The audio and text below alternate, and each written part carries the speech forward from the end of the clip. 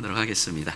오늘 본문은요, 예수님께서 제자들과 마지막 유월절 식사를 하시는 장면입니다.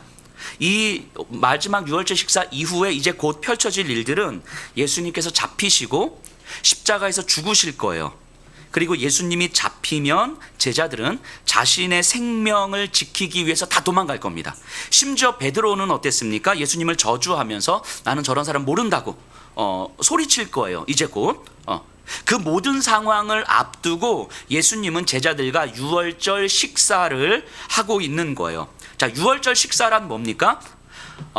이스라엘 민족이 유월절을 기념하여 함께 모여서 나누는 식사의 자리인 거예요. 하나님이 이스라엘 민족을 애굽에서 어떻게 구원하셨는지, 어린 양의 피가 이스라엘 각 가정의 장자의 죽음을 어떻게 면하게 하셨는지, 그래서 우리의 생명은 우리의 노력에 달려 있는 것이 아니라 하나님의 은혜에 달려 있다는 것을 식사를 하면서 서로 나누는 거예요. 그게 유월절 식사입니다. 자, 14, 15절 볼게요. 22장 14, 15절. 때가 이르매 예수께서 사도들과 함께 앉으사 이르시되 내가 고난을 받기 전에 너희와 함께 이 유월절 먹기를 원하고 원하였노라. 예수님께서 제자들에게 이 유월절 식사 함께 하기를 간절히 원했다는 거예요. 이 유월절 식사는요, 예수님이 공생의 제자들과 함께 유월절을 3번 지내시거든요. 그러면 이 오늘 본문에 나오는 유월절 식사가 마지막 3번째 만찬일 거예요, 식사. 그럼 그 전에 2번 유월절도 제자들과 함께 유월절 식사를 하셨을 거예요. 왜냐하면 모든 이스라엘 민족은 유월절이 되면 같이 공동체적 식사를 하기 때문에. 근데 이 앞서 2번도 하셨을 텐데 요 3번째 유월절 식사를 특별히 말씀하시는 거예요. 내가 이 식사를 너희들과 함께 간절히 원했다, 이 얘기를 하는 거죠.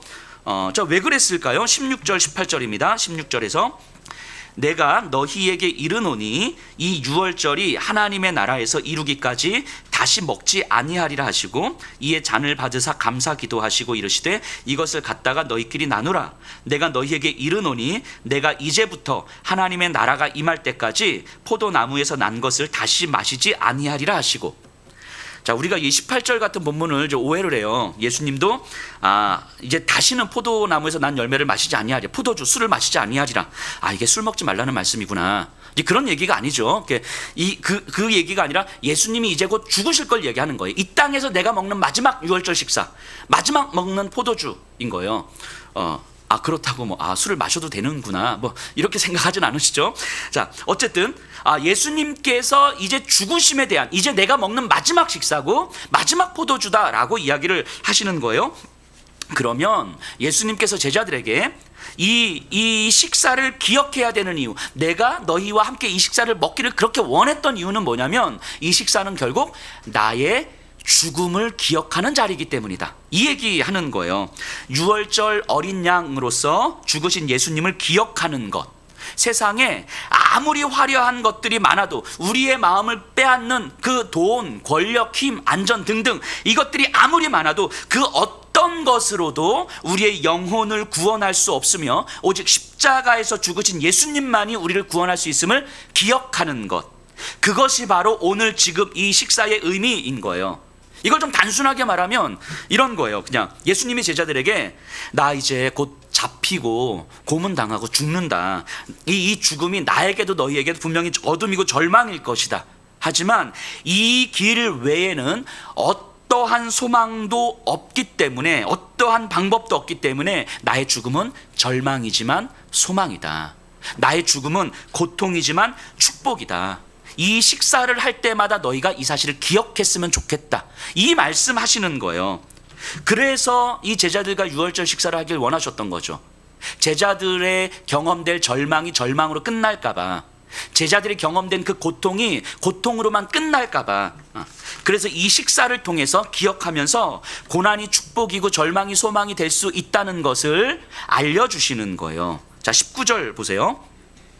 또 떡을 가져 감사 기도하시고 떼어 그들에게 주시며 이르시되 이것은 너희를 위하여 주는 내 몸이라 너희가 이를 행하여 나를 기념하라 하시고.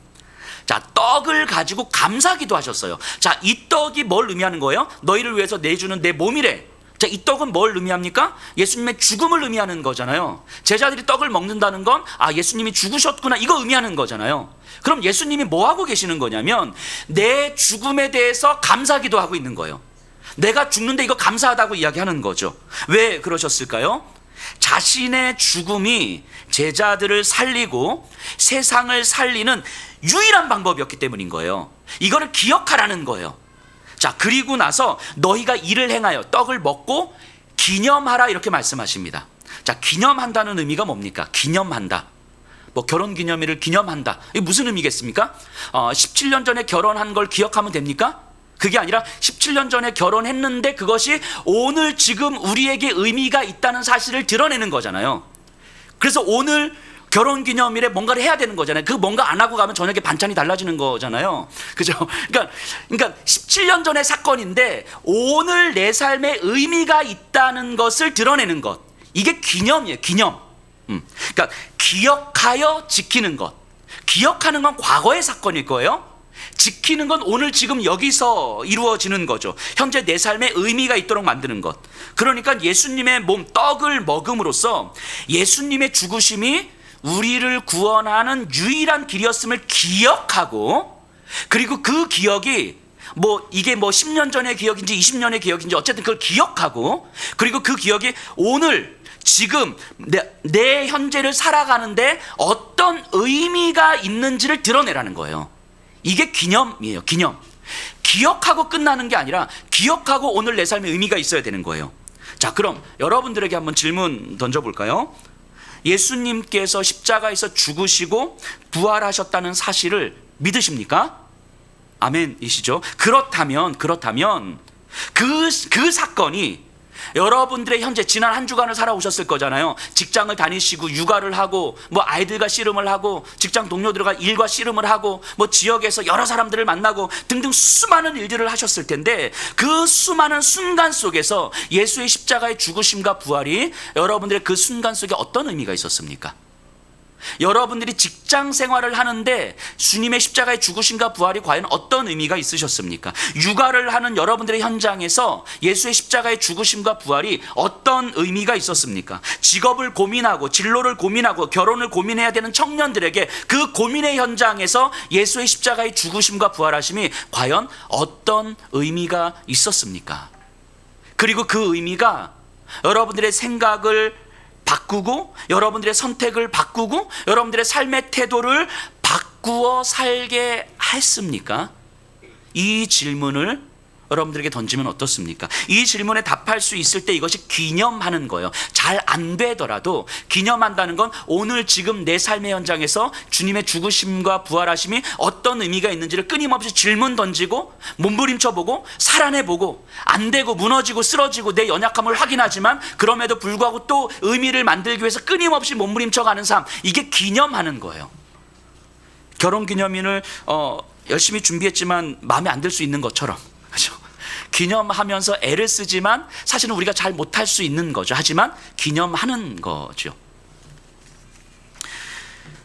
예수님은요, 지금 제자들에게 이 마지막 식사를 하면서 이 떡을 떼면서 너희가 이 잔을 마시면서 나의 죽음과 부활이 어떤 의미가 있는지, 너희들의 현재에 어떤 의미가 있는지 기념해라, 깊이 물으시는 거예요. 예수님 승천하신 이후에 제자들의 삶을 생각해 보세요. 예수님을 따르다가 잡히고 고문당하고 한 사람씩 죽어갑니다. 어떤 사람은 톱으로 켜서 죽고, 어떤 사람은 물에 빠져서 죽고, 어떤 사람은 십자가에 거꾸로 매달려 죽어요. 예수님의 제자들이요, 세상의 권력 앞에서 다 쓰러져 가는 거예요. 누구 하나 세상에서 힘을 떨치듯 보란듯이 잘 사는 사람이 없어요. 가룟 유다는 죽었으니까 11명 중에서 누구 하나는 그래도 좀 이렇게 좋은 집도 좀 살고 높은 권력 자리도 오르고 그랬으면 좋겠는데 누구 하나 그런 사람이 없는 거예요. 제자들이 그들의 그 모든 순간순간이 얼마나 아프고 얼마나 좌절이고 얼마나 절망이었겠습니까? 그런데 그 모든 아픔의 시간을 인내할 수 있었던 이유가 뭐였을까? 바로 예수님과 함께 했던 이 마지막 식사의 기억 아니었겠습니까? 예전에는 이 성찬을 매주 했어요. 매주 하면서 매주 주님의 몸을 떼고 주님의 잔을 나누는 거예요. 그러면서 주님께서 기념하라고 말씀하신 그 말씀을 듣고 또 한 주간을 살아내는 거고, 나를 위해 흘리고 부으신 예수님의 피를 내 삶을 통해서 흘러갈 수 있도록 또 한 주간을 살아내는 거예요. 그러다가 무너지고 넘어지고 안 되지만 또 와서 주의 몸을 나누고 주의 잔을 나누는 거예요. 이것은 너희를 위하여 주는 내 몸이라. 나의 죽음은 너희를 살리기 위한 유일한 구원의 길이었다.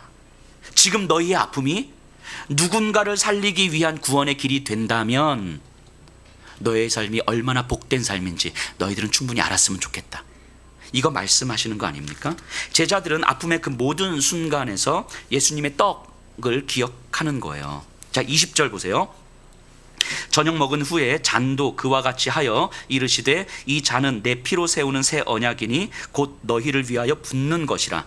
자, 이 잔을 나누면서 이건 내 피인데 너희를 위하여 붓는 새 언약이라 이렇게 말씀하십니다. 새 언약이라는 말이 성경에 많이 나와요. 자, 새 언약이 뭡니까? 그 옛 언약과 비교하면 조금 더 쉽게 이해가 돼요. 옛 언약이란 하나님께서 모세에게 시내산에서 주신 돌판에 기록된 언약이에요. 율법. 그래서 하나님은 이스라엘 백성들과 언약을 맺으셨어요. 어떤 언약이냐면 나는 너희의 백성이 되고 나는 너희의 하나님이 되고 너희는 내 백성이 되리라. 그러니까 왕과 신하로서의 계약 관계를 맺으신 거예요. 그거를 돌판에 기록하신 거예요.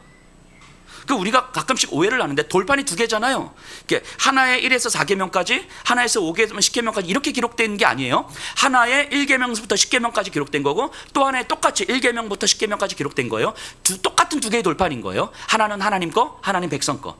우리가 계약서 작성할 때 똑같은 거 두 개 작성해서 양쪽에 나누어 갖는 거잖아요. 이거하고 똑같은 거예요. 하나님은 돌판 두 개에 똑같이 쓰셔서 하나님 편에 백성 편에 이렇게 주신 거예요. 그러니까 이 계약 관계인 거죠. 언약 관계. 그러니까 이 언약은요, 쌍방간에 맺은 언약이에요. 그러니까 어느 한쪽이 파기하면 언약은 깨지는 거고 파기한 쪽이 그 책임을 져야 되는 거예요. 그런데 하나님은 언약을 파기하지 않으시죠. 하지만 이스라엘 민족은 자신들이 하나님의 백성됨을 포기함으로 언약을 파기합니다. 그로 인해 그들은 하나님의 진노를 받았고 식민지와 포로 생활을 경험하게 되죠. 하지만 하나님 편에서 생각해 보면 이 언약은 여전히 하나님은 파기하지 않고 지키고 계시는 거예요. 그리고 앞으로도 이 언약을 지키기를 원하셨습니다. 그래서 하나님께서 새롭게 맺은 언약이 새 언약인데 이 새 언약은 인간이 깨뜨릴 수 없는 언약, 인간이 아무리 잘못해도 깨지지 않는 언약인 거예요. 그래서 예수님과 맺으신 언약인 거예요. 그 새 언약은요, 언약의 당사자가 하나님과 인간이 아니라 하나님과 예수님이에요. 하나님과 예수님 사이의 언약을 맺으시고 성령께서 우리에게 그 예수를 주로 고백함으로 말미암아 그 언약에 동참하게 하신 거예요. 그러니까 언약의 당사자가 하나님과 예수님이니까 우리가 예수님을 믿는 우리가 아무리 도망치고 아무리 하나님을 버리고 아무리 하나님으로부터 멀리 가도 언약은 깨지지 않아요. 하나님께서 맺으신 언약은 하나님께서 예수님과 함께 지켜가시고 성령께서 우리를 끌고 오시는 거예요. 이게 새 언약입니다. 그래서 우리 마음에 새겨진 언약은요, 성령께서 우리의 마음에 이제 예수가 구주이심을 새기신 거잖아요. 우리 마음에 새겨진 언약은 우리가 깨뜨리고 싶어도 깨지지 않아요.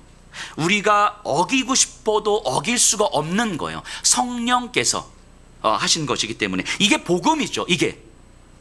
그래서 우리에 의해서 우리의 생명이 결정되는 것도 아니고 우리에 의해서 우리의 생명이 깨지는 것도 아니에요. 오직 삼위일체 하나님에 의해서 우리의 생명이 결정되는 것이고 삼위일체 하나님에 의해서 우리의 생명이 유지되는 거예요. 거기에 우리는 부름을 받은 거죠. 우리는요, 생각해 보세요. 틈만 나면 하나님으로부터 멀어지려고 하잖아요. 틈만 나면 우리 편한 대로 살고 싶어 하잖아요. 저만 그런가요? 왜 다들 아닌 것처럼? 저는 그렇거든요. 틈만 나면 좀 편해지고 싶고 틈만 나면 하나님으로부터 멀어지고 싶고 틈만 나면 내가 원하는 거 하고 싶은 거예요. 정말 제가 아무리 목사지만 저는 기도하는 것보다 조금 더 노는 게 더 좋은 것 같아요. 틈만 나면 할 수 있으면 핑계를 대서라도 기도의 자리보다 말씀의 자리보다 내가 원하는 다른 걸 하고 싶은 거죠. 제 본성은. 그런데 그런 우리에게 언약의 책임이 있다고 생각해 보세요. 우리가 잘못해서 언약이 깨진다면 하나님께서 우리와 맺은 언약은요, 진작에 수천 번 수만 번도 더 깨졌을 거예요. 우리는 그냥 포기됐을 존재일 거예요. 하나님은 그런 우리를 아시기 때문에 우리가 깨뜨릴 수 없는 언약을 맺으신 거예요. 그래서 하나님께서 인간이 되신 거죠. 예수님께서 자신의 피를 새 언약이라고 말씀하신 이유는 결국 이거죠. 내가 너희를 절대 포기하지 않을 것이다. 니들이 나를 버리고 니들이 나를 도망가고 니들이 무너지고 절망 가운데 쓰러진다 할지라도 내가 너를 포기하지 않을 것이다. 내가 너를 향한 사랑을 놓지 않을 것이다. 너희들의 생명, 너희들의 구원은 너희들의 열심에 달려있는 것이 아니라 나의 주권에 달려있는 것이다. 이 말씀하시는 거예요. 베드로는요, 이 새 언약을 선명하게 경험했죠. 자, 예수님이 잡혀 고문당하실 때에 그는 주변의 사람들에게 예수님을 모른다고 이야기했어요. 심지어 욕을 했어요. 성경에 보면 저주했다라고 이야기하는데 이건 그냥 쌍욕했다는 거거든요. 그러니까 예수님을 보면서 쌍욕을 하면서 나는 저런 놈 모른다고. 왜냐하면 예수의 제자임이 밝혀지면 자기도 잡힐 게 뻔하고 고문당하기 뻔하거든요. 그러니까 자기가 살려고 예수를 욕한 거예요. 3번이나. 그 이후 베드로가 얼마나 자책하면서 살았겠습니까? 그러다 다시 베드로가 고기 잡는 일을 해요. 자기 일상 원래 하던 일. 얼마 시간 지나지 않았습니다. 이틀? 3일? 아마 자책 하루, 그 다음날 아마 고기 잡으러 가지 않았을까 싶은 생각도 드는데, 어쨌든 그런 베드로에게 부활하신 예수님이 찾아오세요. 고기 잡는 일을 하는 베드로에게 오셨어요. 예수를 부인하고 욕하고 후회도 했지만 그냥 일상을 살고 있는 베드로였거든요. 베드로의 마음이 어땠을까 싶어요. 왜 오셨을까? 차라리 오지 말지. 안 오고 그냥 평생 예수님 얼굴 안 보고도 나 살 수 있을 것 같은데 예수님을 만나는 순간 불편하지요. 베드로는요, 분명히 예수님을 사랑했어요. 지금도 여전히 사랑하고 있을 거예요. 하지만 죽는 게 겁이 났던 거예요. 모든 것을 잃어버리는 게 너무 무서웠던 거예요. 예수님을 사랑하는 마음보다 두려움이 더 컸던 거죠. 그러니까 부인했고 그래서 욕했던 거예요. 그런데 예수님께서 베드로를 찾아오셔서 물으시잖아요. 너는 나를 사랑하느냐? 네가 가진 모든 것들보다 나를 더 사랑하느냐? 너는 너의 생명보다 나를 더 사랑하느냐? 이 질문 너무 잔인하죠. 그 베드로의 중심을 다 아시는 주님께서 자기 생명 지키려고 예수를 욕했던 베드로에게 너의 생명보다 너는 나를 더 사랑하느냐? 이 질문을 3번이나 던집니다. 이 질문을 받고 있는 베드로는 어땠을까요? 예수님의 얼굴이나 제대로 쳐다볼 수 있었겠습니까? 정말 부끄럽고 수치스럽고 이 자리를 떠나고 싶지 않았을까? 차라리 안 보고 살 수 있을 것 같은데, 예수를 안 보고 살아도 나는 좀 편할 것 같은데, 이런 생각하지 않았을까요? 그걸 다 알면서, 베드로의 중심을 다 알면서도 예수님은 왜 굳이 베드로를 찾아가셔서 그 질문을 콕콕 던지셨을까요? 3번이나. 이런 마음 아니었을까 싶습니다. 고문당하고 있는 나를 보면서 너는 얼마나 무서웠겠냐고. 그 상황에서 너가 한 선택은 정말 최선 아니었겠냐고. 그 이후로 네가 얼마나 자책하면서 마음 졸이면서 살았겠냐고. 그거 너의 잘못 아니다 얘야. 너의 연약함일 뿐이다. 너는 거기서 최선이었을 거야. 그거 네 잘못 아니야. 너의 연약함이었을 거야. 네가 나를 선택하지 않아도 괜찮다. 네가 나를 사랑하지 않아도 괜찮다. 왜냐하면 내가 너를 사랑하니까 괜찮다. 이 말씀하시는 거죠. 네가 나를 버려도 내가 너를 버리지 않으면 괜찮다. 너와 나와의 관계는 너의 사랑에 달려있는 것이 아니라 나의 주권에 달려있는 것이기 때문에 네가 나를 버려도 괜찮다. 내가 너를 버리지 않을 것이기 때문에 괜찮다. 내가 너를 놓지 않을 거니까 괜찮다. 이 말씀하시려고 찾아오신 거 아니겠습니까? 평생을 마음 졸이며 평생을 자책하며 살았을 베드로에게 너 그렇게 자책할 필요 없어. 너 그렇게 마음 졸일 필요 없어. 너와 나와의 관계는 너에게 달려있는 것이 아니거든. 나에게 달려있는 거거든. 내가 너를 끝까지 찾아갈 거거든. 내가 너를 끝까지 놓지 않을 거거든. 그러니까 너 그렇게 마음 졸이며 살 필요 없어. 예수님 이거 말씀하시려고 베드로 찾아가신 거 아니겠습니까? 이 말씀 듣고 있었던 베드로 어땠을까요? 너무 죄송하고 얼굴조차 들 수 없었지만 예수님의 마음을 알게 되면서 평안함이 찾아오지 않았을까요? 내가 아무리 잘못하고 내가 아무리 예수님께 쌍욕을 해도 예수님의 마음이 깨달아지는 순간, 아, 내 연약함이 예수님과의 관계를 끊을 수 없는 거구나. 내가 무서워서 도망간다고 해서 하나님과 나와의 관계가 끊어지는 거 아니구나. 나를 놓지 않으시는구나. 이게 믿어지는 순간 베드로의 마음이 평안하지 않았을까요? 이게 새 언약이에요. 이것이 믿어지는 게 새 언약이에요. 이게 복음이에요. 그래서 하나님과 우리와의 관계가 나에게 달려있는 것이 아니고 내 생명이 나에게 달려있는 것이 아니라 하나님의 주권에 달려있음이 믿어지고 깨달아지고 고백되는 것. 그래서 베드로는 이거 고백했을 거예요. 아, 진짜 예수가 소망이구나. 내 생명이 예수보다 더 큰 일이었었지만 사실을 알고 보니까 내 생명보다 예수가 더 큰 소망이었구나. 내 안전보다 예수가 더 큰 소망이었구나. 내 돈보다 성공보다 예수가 더 큰 소망이 맞는 거구나. 예수를 소망으로 삼고 사는 삶이 진짜 복된 삶이구나. 이것이 깨달아지지 않았을까요? 예수님은 잔을 나누시면서 이 잔은 내 피로 세우는 새 언약이다. 너희를 위하여 붓는 것이다. 이렇게 말씀하신 거예요. 저는 이 본문을 묵상하면서 예수님의 말씀도 말씀이지만 이 누가복음을 듣고 있던 누가의 성도들, 그러니까 1세기 후반부잖아요. 뭐 70년, 80년대를 살았던, 90년대를 살았던 그 누가의 성도들은 이 본문을 읽으면서 성찬을 나눴을 텐데, 우리처럼 이 떡과 잔을 나눴을 텐데 그들은 어땠을까라는 생각을 좀 해봤어요. 누가의 성도들에게 이 본문은 어떻게 들렸을까? 그들에게 성찬은 어떤 의미였을까? 물론 당시 1세기 성도들의 삶을 일반화시킬 수는 없습니다. 왜냐하면 지역마다 다 다르거든요.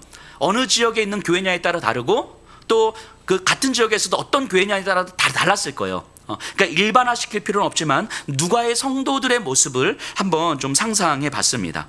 당시는요, 로마 황제를 숭배하면서 다른 신들을 섬기는 그러니까 어떤 다종교의 시대였어요. 근데 그들은 너무 조화와 평화를 누립니다. 그러니까 제우스를 섬기는 사람, 아르테미스를 섬기는 사람, 뭐 포세이돈을 섬기는 사람들 각자의 신전이 있지만 서로의 신전들에서 이제 품앗이도 하고, 그러니까 포세이돈을 섬기는 사람이 제우스 신전에 들어가서 뭐 서로 뭐 이렇게 막 뭐 예배도 드리고, 근데 그 모든 신들의 질서의 중심을 잡아주는 존재가 로마 황제거든요. 로마 황제가 주는 그 평화 안에서 이 지역은 여러 신들이 조화를 이루면서 평화와 안전한 삶을 살아가고 있는 거예요. 그리고 신은 많으면 많을수록 좋은 거예요. 왜냐하면 신이 많을수록 신은 우리에게 더 많은 안전과 축복을 줄 테니까. 사람들이 이렇게 생각으로 있었단 말이죠. 그런데 교회가 생겼어요, 그 지역에. 그런데 교회를 다니는 사람들은 로마 황제를 숭배하질 않아요. 다른 신전에 들어오질 않아. 제우스 신전에 들어오질 않아. 그러면서 자기들의 신전, 그러니까 그들이 볼 때 교회도 하나의 신전이었을 테니까 자기들의 신전에만 들어가서 자기들의 신만 믿는데, 사람들이 생각할 때 이 교회 다니는 사람들을 어떻게 보였겠습니까? 그냥 다른 종교를 갖고 있는 사람들로 보였겠습니까? 그게 아니라 사회를 위협하는 세력들로 보이는 거예요. 이제까지 평화를 유지하면서 로마 황제가 주는 그 평화 속에서 잘 살고 있었는데, 이 평화를 깨뜨리는 자들, 우리 사회를 위협하는 자들, 이 신들을 노엽게 만들어서 우리에게 가뭄이 오고 우리에게 홍수가 오고 질병이 오고 전쟁이 나게 만드는 저 사회적 위협 세력들, 이렇게 보이는 거예요, 교회를 다니는 사람들은. 여기 계신 분들이 그 1세기의 그 누가의 성도들이라고 한번 생각해 보세요. 각자의 직업이 있을 거잖아요. 어떤 분은 뭐 음식점을 하고, 어떤 분은 옷가게를 하고, 어떤 분은 뭐 빵집을 할 거예요. 그런데 이 지역에 있는 사람들이 예수를 믿는다는 이유로 우리 가게는 안 와요. 왜냐하면 이 지역의 수치스러운 존재인 거잖아요. 위협하는 존재인 거잖아요. 우리 가게는 안 옵니다. 또 우리 예수 믿는 사람들이 가게에 들어가서 빵을 사려고 하는데 우리한테는 안 팔아요. 예수를 믿는다는 이유로 우리한테 빵을 안 줘요. 우리 자녀들한테 먹일 빵이 없는 거예요. 어제도 하루 종일 우리 아이들이 굶은 거죠. 근데 아이들이 학교를 갔다가 왔는데 울면서 와요. 학교에서 놀리는 거예요. 왕따시키는 거예요. 야, 니네 엄마 아빠 예수 믿는다면서 뭐 하면서 막 손가락질하고 왕따시키는 거예요. 애가 집으로 와서 엄마한테 이야기해요. 아빠한테 이야기해요. 왜 엄마는 아빠는 예수를 믿어가지고 나를 이렇게 힘들게 하냐고. 엄마 꼭 예수 믿어야 되냐고. 꼭 이렇게까지 하면서 예수 믿어야 되냐고. 안 믿으면 안 되냐고. 애가 울면서 매달려요. 자, 여러분들 같으면 어떻게 하시겠습니까? 이런 상황에 놓여져 있는 거예요. 이런 삶을 살던 성도들이 교회로 모입니다. 서로가 알아요. 한 주간의 삶을 어떻게 살아왔는지. 저 가정이 어제 하루 종일 아무것도 못 먹었겠구나. 저 가정이 한 달 동안 매출이 하나도 없었겠구나. 저 가정의 아이가 학교에서 왕따 당했구나. 서로가 다 알아요. 예수 믿는다는 이유로. 그렇게 모여 있는 성도들이 성찬을 하는 거예요. 이 떡은 너희를 위하여 주는 나의 몸이라. 이 떡을 떼면서 성도들의 마음이 어땠을까? 이 말씀이 안 믿어지면 감사했을 것 같아요. 나를 위해 주는 내 몸이라. 이게 그게 무슨 소리야 하면서 그냥 외면하고 나오면 되잖아요. 왜 예수 때문에 우리가 굳이 이렇게까지 살아야 돼? 굳이 이렇게 살지 않아도 되는데 하면서 뛰쳐나오면 되는데, 문제는 뭐냐면 이 말씀이 믿어지니까 미치고 환장하겠는 거예요. 이 말씀이 들어오니까 이게 예수께서 나를 위하여 주는 내 몸이라는 말씀이 내 안에 들려요. 믿어져. 그게 맞아. 예수가 내 영혼을 구원하신 유일한 분이시구나라는 게 믿어져. 이 예수의 몸이.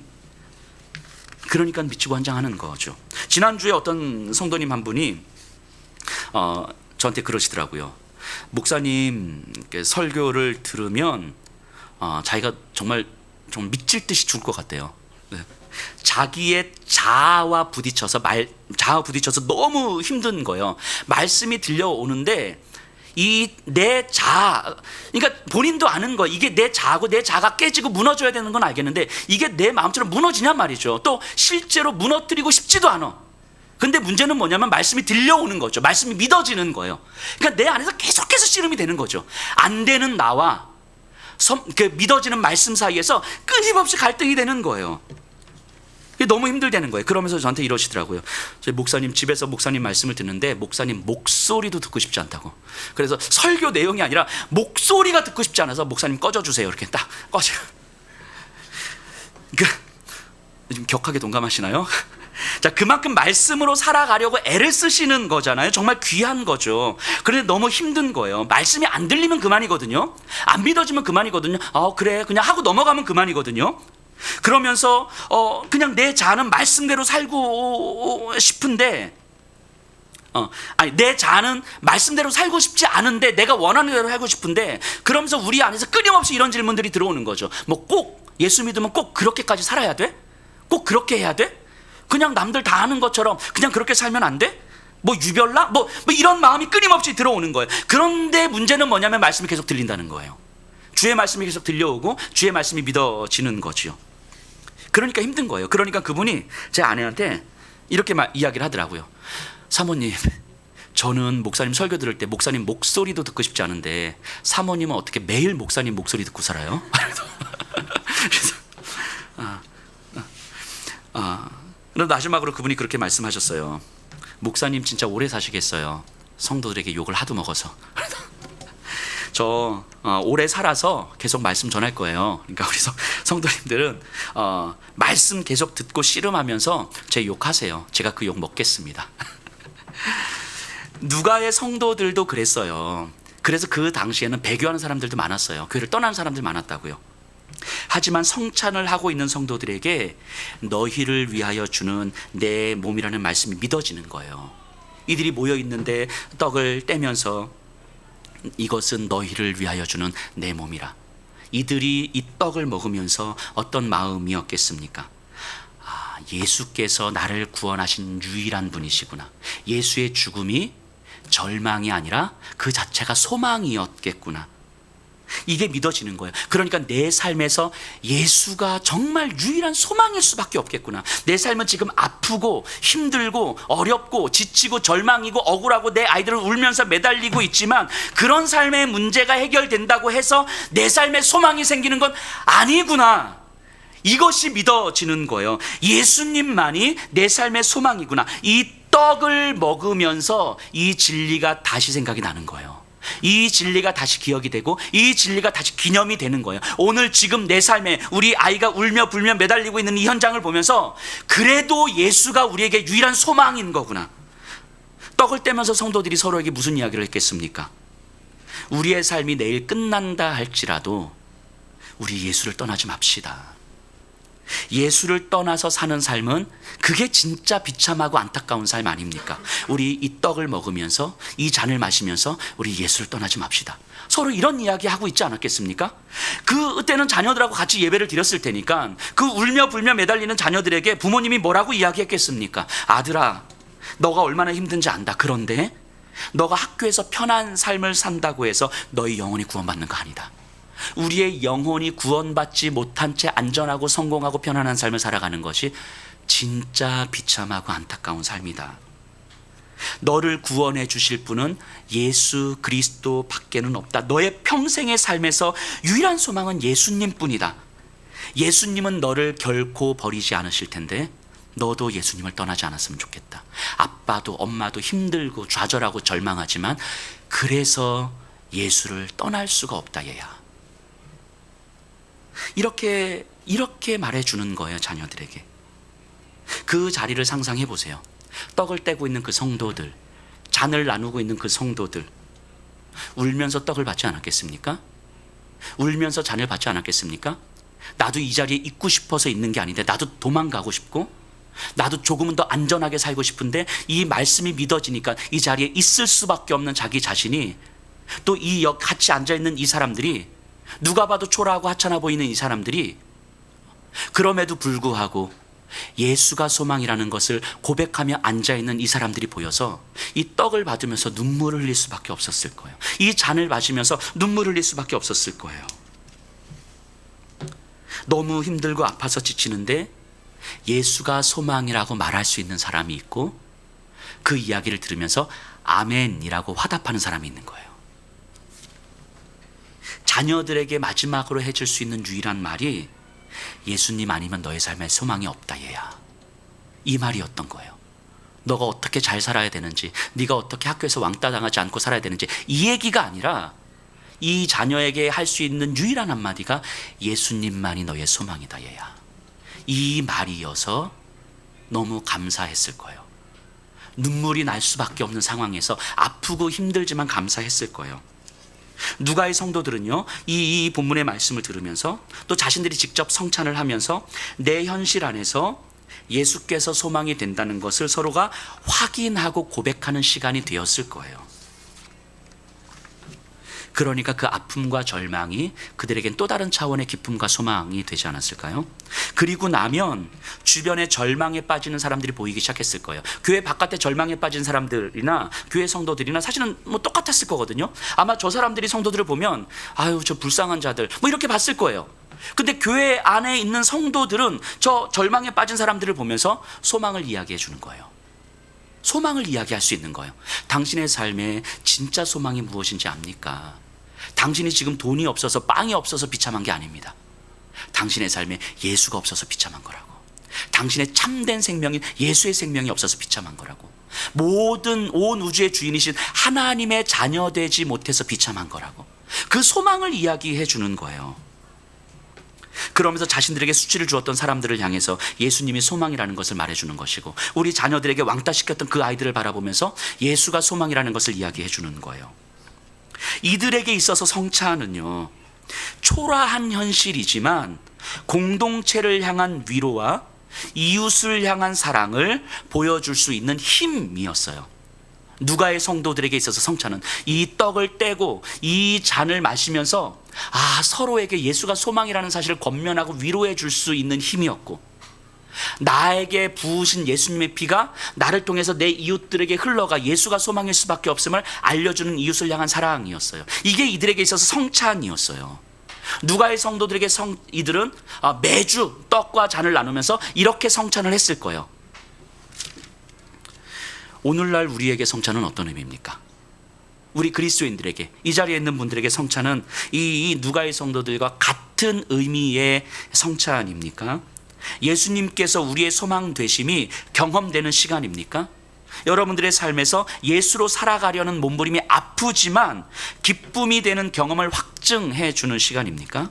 그래서 떡을 떼고 잔을 나누면서 공동체 안에서 서로가 한 주간 어떻게 살아왔는지 다 알기에, 그 아이들과 육아에 씨름하면서 얼마나 마음이 지쳤는지 다 알기에, 직장에서 돈을 버는 상황 속에서 정말 이렇게까지 해야 되나 싶을 정도로 힘들게 지쳐서 살아왔다는 시간들을 다 알기에, 그렇게 무기력해져 있는, 마음에 힘이 빠져 있는 우리 안에서 떡을 떼면서 이 떡은 예수께서 당신을 위해서 내어주신 예수의 몸입니다, 이렇게 이야기하는 거예요. 우리의 삶의 유일한 소망은 예수님 아닙니까? 내 절망보다 크신 분이 예수님 아닙니까? 내 무기력보다 크신 분이 예수님 아닙니까? 내 삶은 내 힘, 열심, 노력, 헌신, 열정에 달려있는 것이 아니라 예수의 주권에 달려있는 것 아닙니까? 그 예수께서 우리를 향하여서 사랑을 포기하지 않으시고 우리를 향하여서 손 내미는 것을 포기하지 않으시니, 그것이 믿어진다면 우리가 서로 위로가 되고, 또 우리의 일상에서, 또 우리의 내 삶에 집중되어 있는 우리의 삶에서 내 이웃들을 바라보면서 그 사랑을 흘려보낼 수 있는 삶이 되지 않겠습니까? 그리고 또 한 주간 살아가다가 지쳐서 또 똑같은 모습으로 오면 또 위로하고 권면하는 거죠. 제가 제자반하는 집사님들과 성도님들과 함께 요즘에 이런 고민들을 많이 해요. 우리의 이웃들과 어떻게 의미 있는 관계를 맺고 실천할 수 있는가?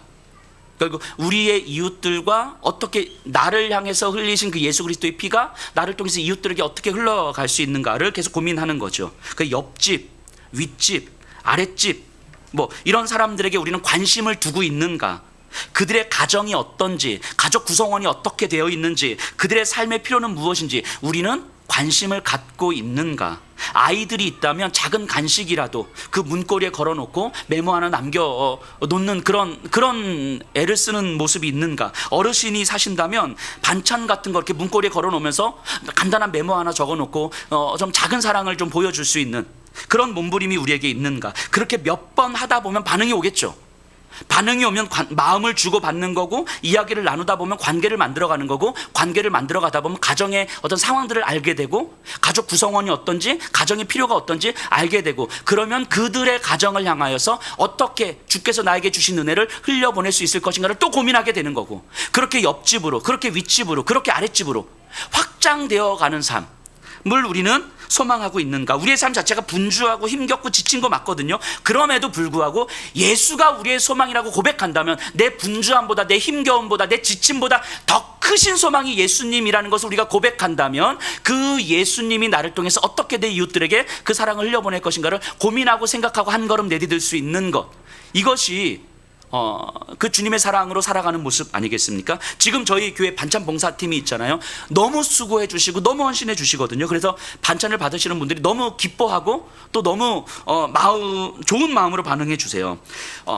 근데 그러면서 저는 이런 생각을 해봅니다. 이 반찬 봉사팀이 좀 더 확장되면 우리가 이랬으면 좋겠다 싶은 거죠. 모든 성도님들이 살아가는 그냥 삶의 주변에, 내 옆집에, 내 이웃집에, 내 가까운 이웃에 독거 어르신이 사는구나, 저기 미혼모 자매가 사는구나, 그럼 우리 가정이 먹는 그 반찬 아니면 뭐 참치 세트 선물로 들어온 거 이런 거 몇 개 이렇게 챙겨가지고 독거 어르신들에게 그 아이들 있는 가정에 우리가 내 이웃들에게 조금씩 나눠주면 어떨까? 우리 성도님들이 그냥 여러분들의 삶의 현장에서 다 그렇게 살아가는 거죠. 한 가정, 두 가정 그렇게 하다가 독거 어르신이 많이 보여.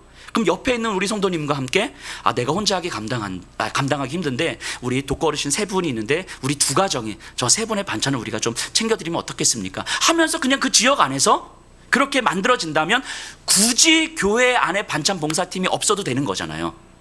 그렇게 모든 성도님들이 자신의 삶의 현장에서 그런 마음으로 지향하면서 살아갈 수 있다면 그때 비로소 여러분들 한 사람 한 사람이 교회입니다, 이런 얘기를 할 수 있는 거죠.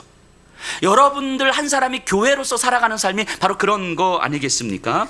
반찬이 아니더라도 우리가 할 수 있는 것들로 이웃의 필요를 채워줄 수 있는 일을 꾸준히 할 수 있다면 그때 정말 한 사람 한 사람이 교회입니다라고 말할 수 있지 않겠습니까? 이런 일들은요, 누구나 할 수 있는 일이지만 누구도 하지 않는 일인 거죠. 그리스도인들은 바로 누구나 할 수 있지만 누구도 하지 않는 일을 감당하는 사람들 아니겠습니까? 이런 생각을 해봐요. 저희가 안중에 있잖아요. 뭐 여러분들이 있는 뭐 향남이든 아니면 평택이든 어디든, 근데 이런 안중만 생각해보면 이 안중에서 교회가 한 50여 개가 있는데 이 교회 다니는 사람들만 우리가 내 이웃들에게 관심을 갖고 이웃들과 의미 있는 관계를 맺으려고 애를 쓴다면 저는 이 안중의 분위기는 달라질 것 같아요. 이 지역이 달라지지 않겠습니까? 교회 다니는 사람들만 이런 삶을 살아간다면 한 지역을 변화시키는 건요, 어떤 큰 일을 해야만 하는 건 아니지요. 그리스도인들이 바로 이런 일들을 한다면 이 지역이 변화되는 거 아니겠습니까? 조금은 더 따뜻한 지역, 서로를 더 존중하면서 살아가는 지역, 다음 세대 아이들이 정말 자기 존재의 가치를 배울 수 있는 지역이 되지 않겠습니까? 교회가 그리스도인들이 있는 이 지역을 정말 따뜻하고 아름답고 서로를 존중할 수 있는 이 지역으로 만들어 갈 수 있는 건 그리스도인들에게 주신 특권이에요.